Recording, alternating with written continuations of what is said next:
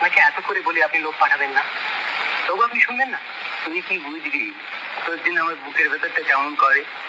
মায়ের কাছে কতদিন কেঁদেছি, মা নরেন কিনে দাও।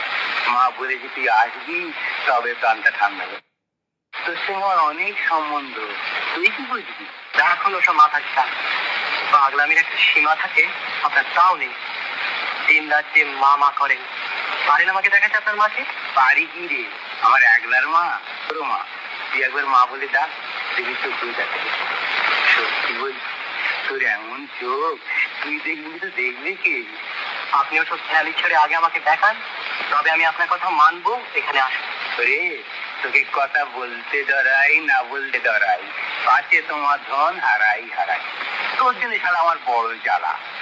তাই না হাজারা বলে লরেনকে ভালোবেসে শুধু পাগল হয়ে যাবে নাকি? তুই শালা কি বুঝবি?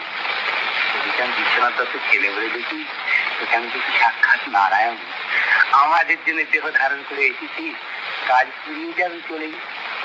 কই দেখাবেন বললেন যে? চল পঞ্চবটি বলি।